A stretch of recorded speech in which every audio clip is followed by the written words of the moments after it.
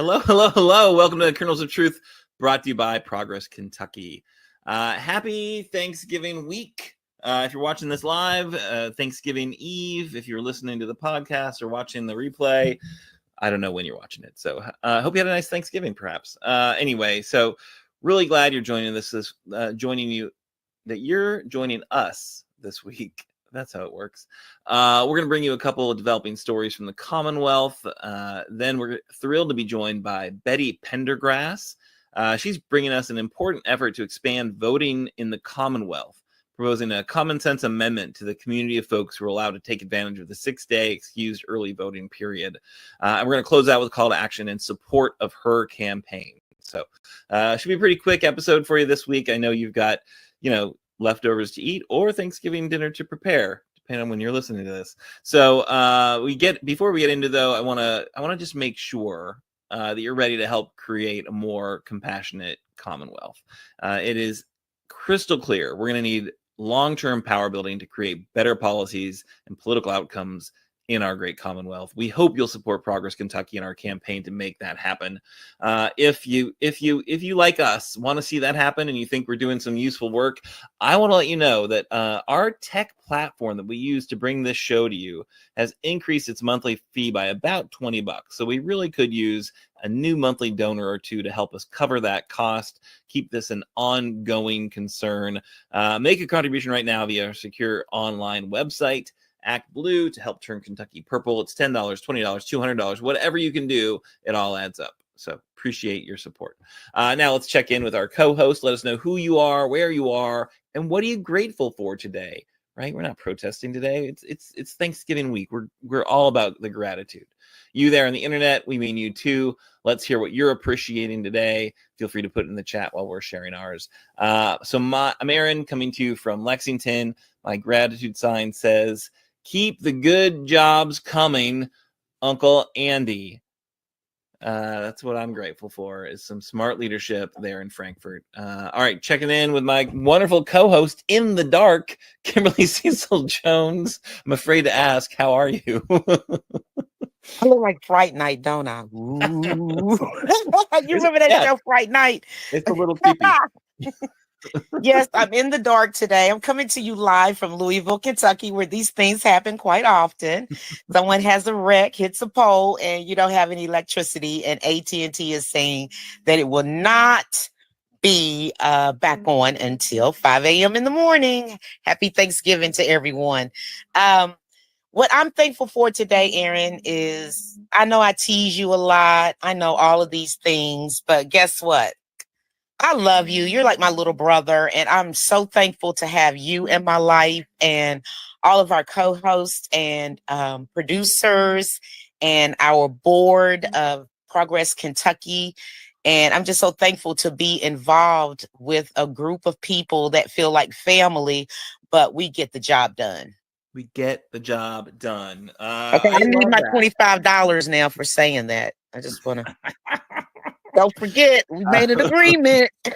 Exactly. I'm doubling your salary. Oh, thank you. Nothing to nothing. Time okay. 2. It's amazing. So I want to concur that I'm thrilled about the community that works diligently week in and week out to bring you to this show. That's our producers. It's Parker, who's producing tonight, Nate, who produces frequently and co-hosts as well. It's our other co-host, Dr. Clarity. Shout out to Nima, whose mom's going through some health issues, right?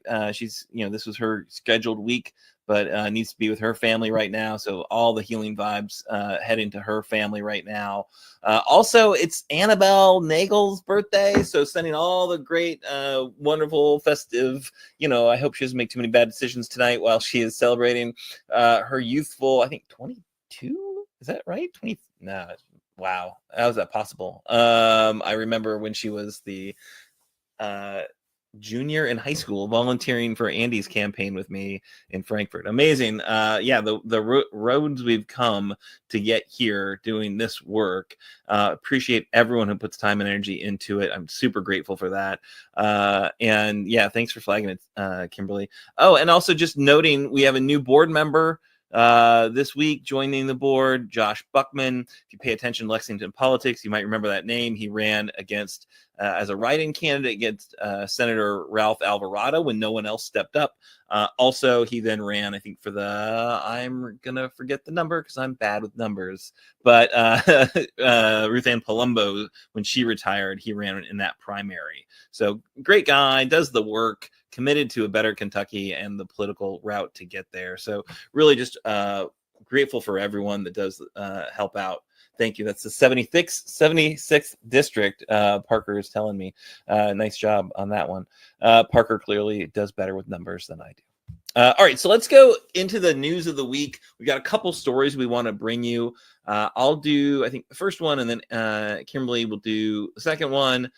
This one comes to us from our friends at the Kentucky Lantern. Also got a press release from the governor, but noting that we're seeing new jobs coming our way. This one is an interesting effort. So Kentucky wildlife management officials are swapping land in West Kentucky to benefit a prospective nuclear fuel enrichment company looking to establish itself in McCracken County.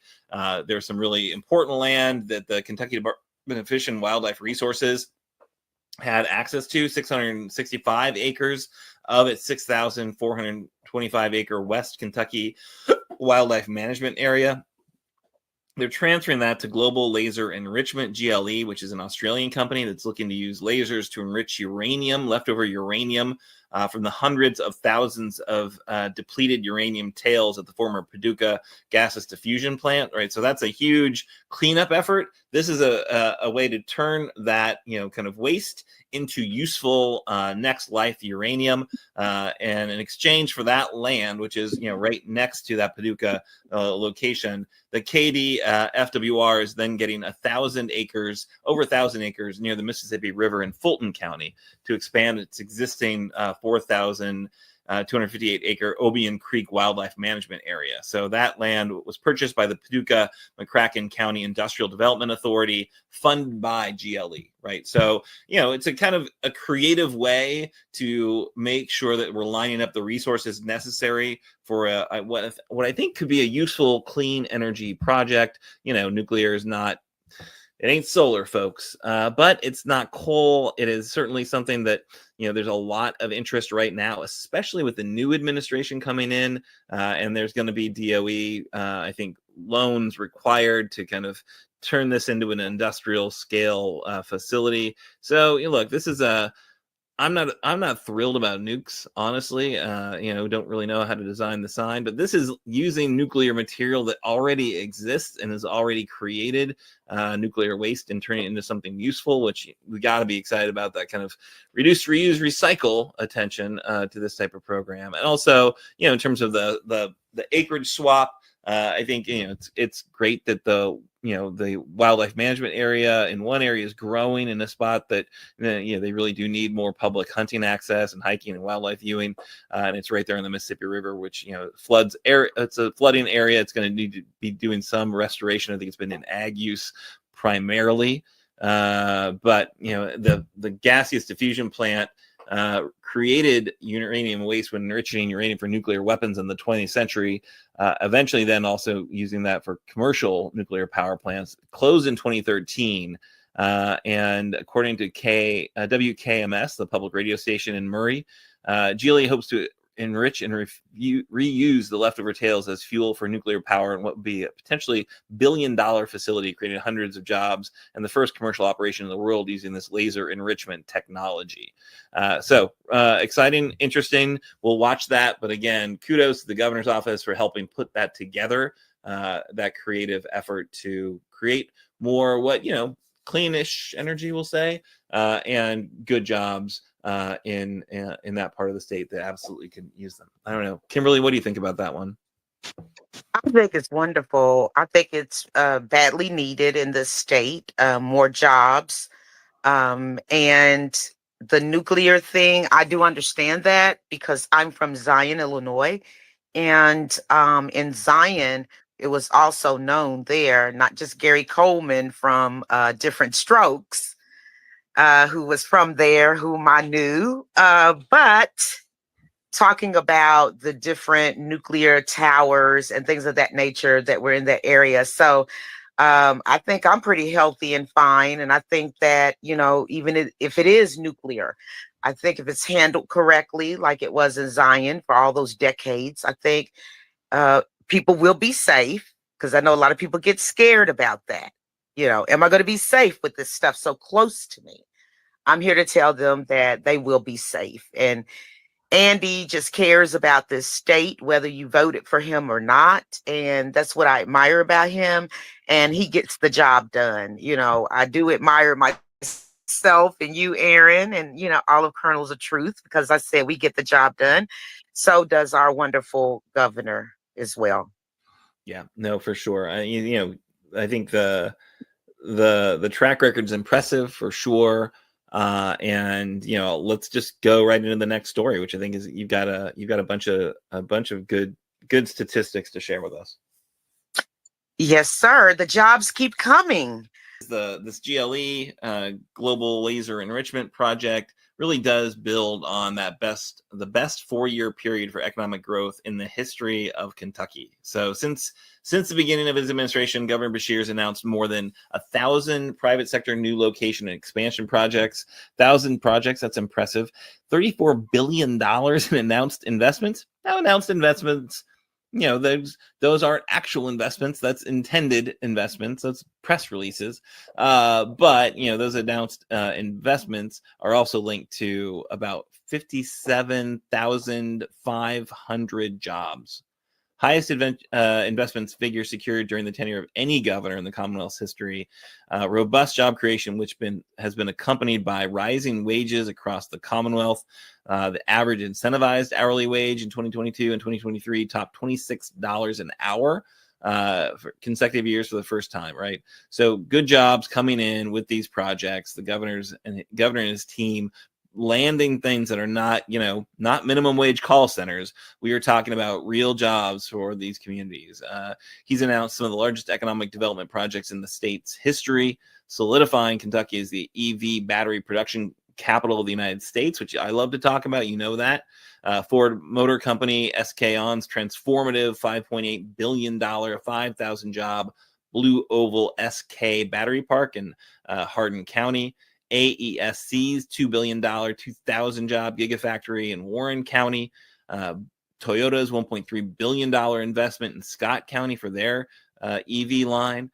Shelbyville Battery Manufacturing, which we just talked about, I think, last week, the $712 million investment, which will be about 1,500 jobs in Shelby County. And in fact, North America's $53 million investment in Taylor County, along with lots of others. So really, impressive job figures and all this stuff, the vast majority of it. And we talked about it last week. I'm going to just keep talking about it. I'm going to talk about it forever. This was all empowered by the Biden administration's work, mostly through the Inflation Reduction Act, some of it through the Bipartisan Infrastructure Law, some through CHIPS and Science Act, but mostly the Inflation Reduction Act, doing its work.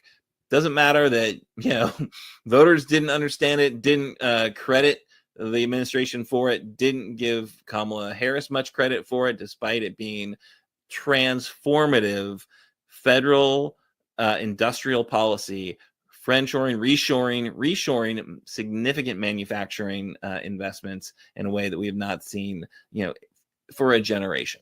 And Kentucky is in the catbird seat for a ton of these EV battery and other battery projects and clean energy projects, which is really important because our clean energy work is, as folks who listen to this show know, horrible. We are almost dead last besides West Virginia in terms of clean energy production in our Commonwealth. Our lawmakers in Frankfurt seem bound and determined to stop us from moving beyond coal, even when the utilities would like to. So this is, I think, green shoots in terms of clean energy, but really important that we do it, and glad to see that leadership making it happen. I don't know. Kimberly, what do you think? I believe that the reason why we're at the bottom, so to speak, is because people don't really understand. To this day, most American people, and there's been studies right here in Kentucky, and I believe you probably know those stats better than me, Aaron. that this is a real thing, and people are not as educated about it as they need to be, or research about it as they should. But I think it's a great idea. I believe that, we need to think more about our legacy in this world more than anything. What can we leave here? Can we leave good, clean air for the next generations to come? Am I correct, or am I off base? No, absolutely. I think these are real jobs, they're real projects, it's real progress in terms of transitioning to cleaner energy sources. And it does, require significant investments and significant projects. And, we're glad to see some of it happening. The EV stuff is, I think, really big, because transportation is one of the largest sources of, climate emissions in terms of our economy. And, you're not going to get all the folks out of their cars and onto buses or trains. We just don't have that infrastructure in Kentucky or the United States. We are a car culture. Our communities have been built around cars, and while folks definitely want more walkable communities, and we should lean into that into that opportunity and develop those types of communities, what we've got right now requires cars, right? So EVs are really important to clean up the emissions from that sector. And the math is clear. They work well. The battery ranges are getting longer and longer, which allows for using them in all weather conditions, and allowing for folks to just have a more convenient experience, right? You don't have to go to the gas station; you just plug in at home, right? So there's some challenging areas, like if you live in a multifamily unit, like what do we do about charging there? And I think a lot of utilities are leaning in to figure that out and support multifamily charging.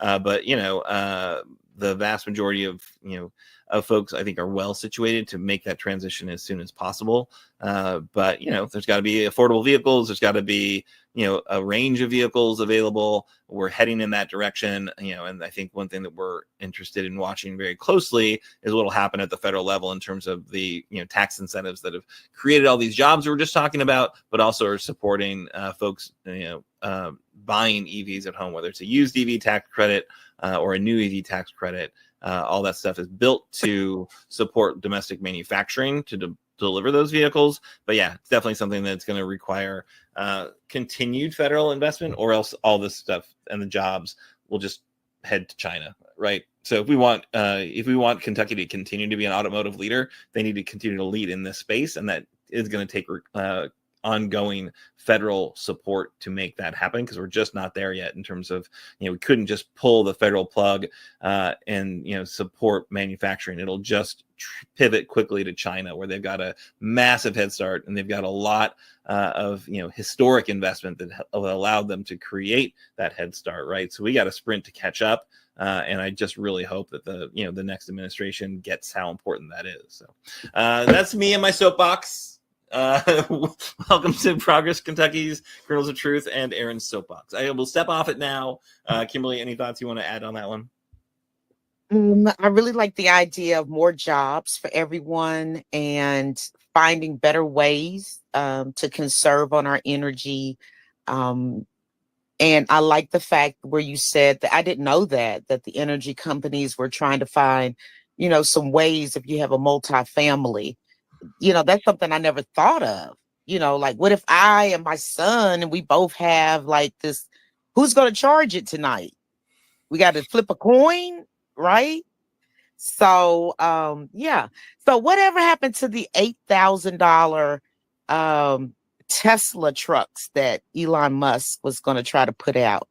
Because I was going to buy about $8,000. They were nice looking, and oh my God, I was like, oh, I'm going to buy 3 of those.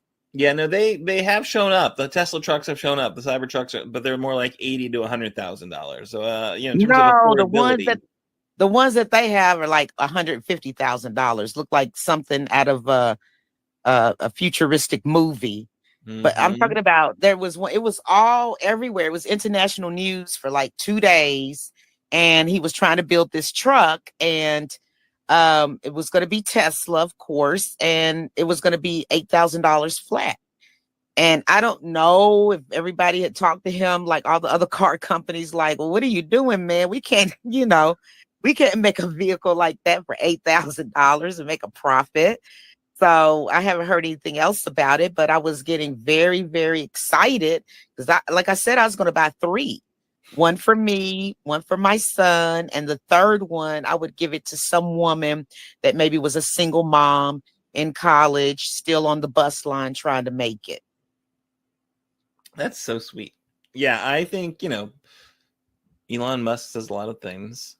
They don't always happen. But I think that if you look at what's happened in China, where they've gotten actually close to, I think a $10,000 car, they're the BYD Dolphin or whatever, they have figured out how to crack the code in terms of affordability, mostly because there were massive Chinese government investments in the early stages, and now they kind of own the mineral processing, the battery manufacturing. They just know how to do it better than anyone, and they're leading, and they've been able to ratchet down the cost because of that, and the scale, the size of their market, which is enormous compared to the U.S. auto market. But yeah, so let's keep our eyes open for the $8,000 Tesla truck and see what happens there.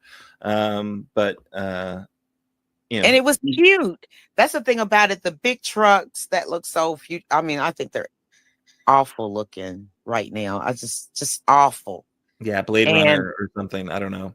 Yeah, and then they have a lot of problems with those trucks too. A lot of problems. They're just ugly, I think is the biggest problem. I want the $8,000 pickup truck. All right, we'll watch this space. We're gonna keep an eye on it. We're gonna watch for the $8,000 truck, because who wouldn't want an $8,000 vehicle? That's way better. Look, they can look at me like, "Ooh, she's poor." I don't care, honey. $8,000 in a good truck, I'll take it any day of the week. Keep more money in my pocket.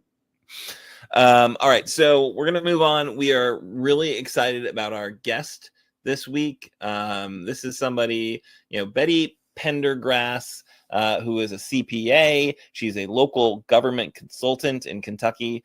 In her 40 plus years in local government and finance in Kentucky, she's worked for the Kentucky Department of Local Government, the chief financial officer for several Kentucky local governments. She's audited local government entities from the public accounting sector. Currently serves as the chair of the County Employees Retirement System Board of Trustees, elected to the CERS board by the members of that system. She's also an Emerge Kentucky graduate. And I'm ethically bound to reveal that she's a longtime supporter of Progress Kentucky. We're quite grateful for that support, and really glad that she's joining us today for an important conversation to expand voting in Kentucky.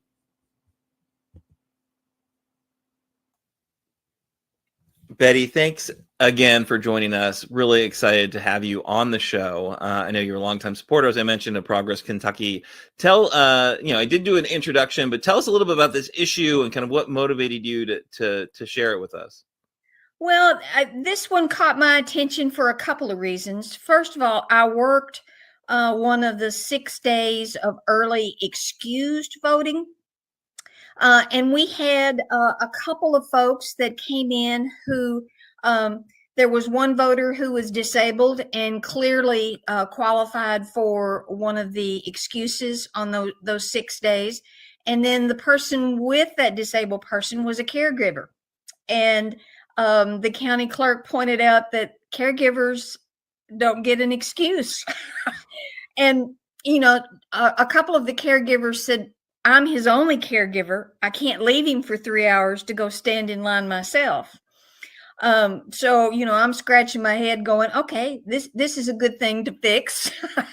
And then I have a personal example with my brother and sister-in-law. She's had a stroke. She's in a wheelchair. He is her caregiver, and they had the same situation. He thought he could take her on the Saturday of early voting, November the 1st, and let her vote on her birthday. And then the lines were so long at the library, I called him ahead of time. I said, you're not going to want to do that.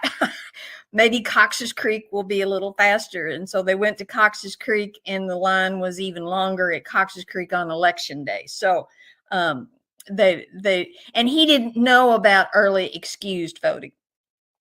I didn't bother to tell him that he couldn't have voted that day. That just muddied the waters. Right.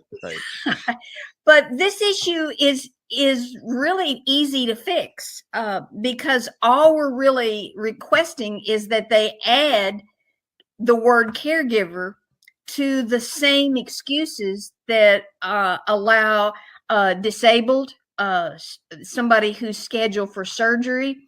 We had somebody that came in who was 9 months pregnant, and her scheduled C-section was in the window of voting, and she wasn't going to be able to do that. Her spouse wasn't with her, but her mother was. And they let her mother come through, but that's not what the law says. So, I mean, her mother was actually a caregiver. And that's one of the items on the list that if you're in your last trimester of pregnancy, then that's an excuse. So we just need to add the word "or" is a caregiver for a voter in that category. So it's not partisan at all. I think that the powers that be in Frankfurt can look at this and say, okay, we're helping caregivers and families. I mean, one of their big things is, we don't need to provide social services. Families can take care of these kinds of issues. So, speak their language. Just go ahead and speak their language. Let's play their game and make it easier for families to do this. Yeah, it seems like an oversight, right? It seems like, they hadn't really thought through all the permutations of, providing extended voting for that target, kind of health issues. Right. And that this is just a very common sense, step to take. And the county clerk was telling me that these provisions have been on the books for decades.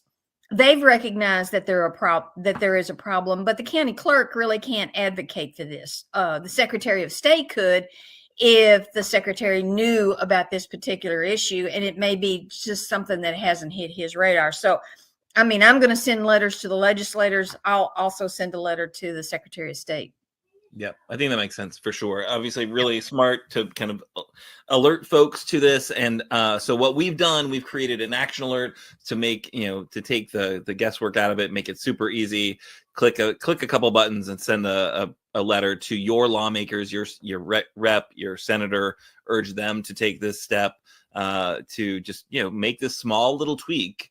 Right. Adjust the early voting, who is excused, what excuses work, and add in caregivers. So yeah, I concur. I think it's very nonpartisan. It fits very cleanly with the type of, I think the kind of good government, Michael Adams is trying to be known for. I don't necessarily want to give him more things to, feather his cap, as he is clearly going to be running for governor relatively soon. But, we don't have to let him keep those points. But he has been very helpful so far. I think his collaboration with the governor during the pandemic was very helpful. And we did a lot more voting, I think, than we could have, and maybe was done in other states. The other thing that I would suggest is that we contact our family and friends in other counties to contact other legislators. Sure. I'm going to send my letters to every woman in the General Assembly and every Democrat. So I think that it's also helpful to get those letters with a name that the legislator recognizes. So, I mean, I've got a couple here in Nelson County that might care. So I'm going to go recruit some more. So if we have family and friends in other counties, send this information to them and let them join in the discussion with their legislators in other counties. Absolutely. So if you are a caregiver, or if you know a caregiver, or if you've got, a story to tell about someone who, struggled to vote because of this, absolutely add it into your letter. The way our action alert system works, you can absolutely edit the letter that will be going to your lawmakers. So please do take advantage of that. If you can personalize it, it's always going to be more powerful. And if you, want help reaching out to other lawmakers you might know, feel free to reach out to us. Betty, myself, we'll make sure you get what you need to make that communication as easy as possible. But the action alert we've got set up really easy to just, a couple clicks, maybe make an edit or two, send it along to your lawmaker. Again, underscoring this is not a partisan thing. This isn't like coming out of, Democratic Party headquarters. This is just folks who want to make sure that voting is accessible as possible to the folks who need that help, a little more flexibility. And for a future project for Progress Kentucky, I would suggest that there's a lot of voters who don't understand that those 6 days of voting offer a wide range of exemptions. So you could do an education effort to let people know about KRS 117 and all the reasons that you can vote during that 6-day period. I worked one of those days. We never had a line more than 2 people, and we had 2 poll pads going, so it was easy to process it. Where on the 3 days and on election day, we were totally covered up, and the lines were wrapping around the 8 buildings we were operating. So getting into those 6 days can save you a lot of time for sure. Being on that excused list. Well, that's wonderful. And thank you so much for. Yeah, all you have to do to use one of those 6 days is to sign a document where you swear that you're eligible for a particular exemption. The clerk working the site that day will fill that form out for you. All you have to do is sign it. So easy. You don't need any sort of like no documents or document or great, good flag for sure. You just need to be on that list. If you read through the action alert, it has the health concerns, but also the statute is there as well. So again, Betty, thanks for doing this. Thanks for bringing it to our attention. I think I don't know if you've been watching, but since the election, we've been kind of going slow and are not diving back into politics like full frontal. This is a lovely kind of non-partisan way to ease ourselves back into thinking about Frankfurt, because right now I think there's a lot of just head shaking and a lot of depressed folks out there, and this is the tough. Only political project I'm doing before like the middle of February. I'm basically hiding out here. We deserve some time off. I've been talking to some folks who do work in directly working with immigrants. Next week, we're excited. We're going to have some folks who've done some work in the LGBTQ plus kind of community in Lexington, just documenting the history of the community. Again, staying away from politics and the politicians, but just talking about stuff that matters. We had a wonderful poet a couple weeks ago. We had somebody from the Humane Society last week. So again, I do not want to have a politician on the show for quite a while, because we really do deserve a little time off, I think, after what we've all been through. We do. And then there are those 4 countries that are given 4-year visas for Americans. So there's that option. There's 4-year cruises out there if you like that. Betty, thanks if you again. Need a little more time, there are options. We'll probably get back into it in February. But if you personally are looking to get the heck out of Dodge, we are not stopping you. It might be the most rational step to take, but anyway, thanks again. Have a wonderful Thanksgiving, a wonderful holiday season, and we look forward to staying in contact with you and getting some good updates maybe in February about where this thing ended up. Okay, thanks a bunch. Appreciate you. Yeah, appreciate you for sure. So really just excited to have that type of just really smart grassroots, non-partisan effort. So if you've got a similar idea, please bring it to us. We're easy to find. We're going to put that action alert link in our show notes, in our comments. We'll blast it out to our email list so everyone has it. And again, if you're a caregiver, please do add that information. That's going to land a lot more, with a lot more weight for the lawmakers specifically. But so that's pretty much our show. We've got, we wanted to keep it quick because we know we've got a really important, folks spending time with their friends and family. Also, just want to note that, this is sometimes a tough time of year for folks. So, please do take care of yourself. Be kind to yourself. You deserve it.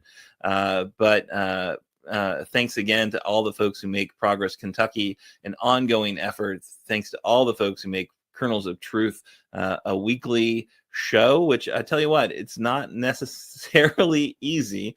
It's a lot to juggle. There's a lot of folks who really do behind the scenes make it happen. And again, happy birthday to our beloved Annabelle Nagel. So a little bit to remind you, Progress Kentucky is a nonprofit organization. It's registered with the Kentucky Secretary of State, organized as a 501c4. We're affiliated with the Indivisible Project, doing really important work right now at the federal level, and also the Commonwealth Alliance for Voter Engagement, or CAVE, doing awfully important work across our Commonwealth. We're also proud members of the Forward Kentucky Network. Thanks to Bruce Maples for including us in that effort.